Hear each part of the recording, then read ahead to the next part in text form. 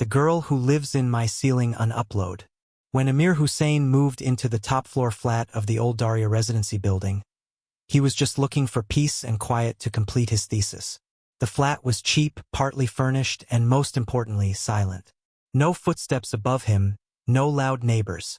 Except, it wasn't silent for long. On the third night, while writing late at his desk, Amir heard soft footsteps above his ceiling. He frowned. There was no upper floor. He tapped the plaster with his knuckle. Hollow. Then again, nothing. But the next night, the sound returned. Scraping. Light tapping. Then a soft giggle. Amir assumed it was rats or pigeons nesting in the attic crawlspace. He called the landlord the next morning. "There's no attic," the landlord said flatly over the phone. "Just a sealed crawlspace. Nothing can get up there." Amir paused. "I'm telling you, I hear footsteps every night." The landlord gave a short, tired laugh. "You're not the first tenant to say that." "What do you mean?" The line went quiet. "Just ignore it.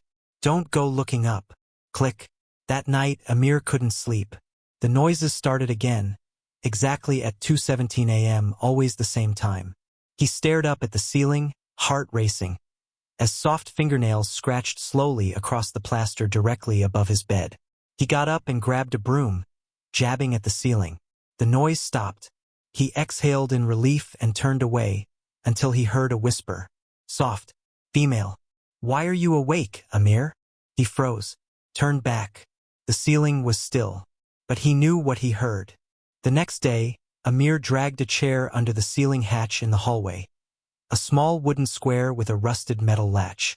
He hadn't dared touch it before. This time he climbed up. The hatch creaked open. The air was thick with dust and mold. His phone flashlight illuminated wooden beams and cobwebs. And something else. Tiny handprints. All over the beams. Too small to be an adult. He crawled in halfway. In the far corner of the cramped space, something shiny caught his light, a child's hairclip, pink with a cracked butterfly on it. Then, from the darkness ahead, he heard the sound of laughter. He backed out immediately and slammed the hatch shut. Amir didn't sleep that night. At 2:17 a.m., the ceiling above him creaked once more, then the sound of fingertips tapping like someone playing on a table. He stayed frozen in bed. Then the voice came again. "I don't like when you go where I live." He stared at the ceiling, shaking. "Who are you?" Silence. Then, "I'm the girl who watches you sleep." Over the next week, Amir became a ghost of himself. He covered every inch of the ceiling with stickers of protective symbols, salt lines, Quranic verses, anything he could find. He tried music at night, earplugs, even sleeping on the couch. It didn't matter. She followed the ceiling. No matter where he lay, the scratching, the giggling, and the whispers returned, always at 2:17 a.m. He tried recording the sounds on his phone. The recordings came back blank. Pure silence. Except one, where a child's voice whispered his name. Backward. Finally, Amir decided to stay up and face it. He set up a camera pointing at the ceiling and lay in bed, eyes open, gripping a flashlight. The time clicked to 2:17 a.m. Nothing. He waited. Then the light above flickered. Slowly, the plaster above his bed began to bulge, as if something were pushing down from the inside. A hairline crack formed. From it, something black began to seep, thick like ink. Amir stood up, breath caught in his throat. And then, the ceiling broke open. A small, pale hand dropped out. Then a second. And then, a girl's head, upside down, eyes completely white, hair matted in clumps, slowly lowered through the hole, dangling inches from his face. She smiled. "Now you can see me too." Amir screamed, grabbed his camera and ran out of the flat barefoot.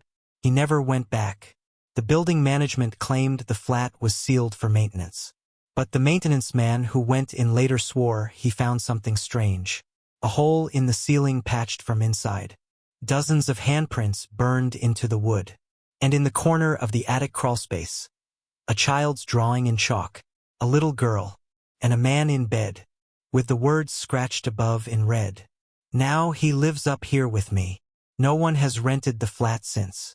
But every night, at 2:17 a.m., the tenants below swear they hear scratching in the ceiling.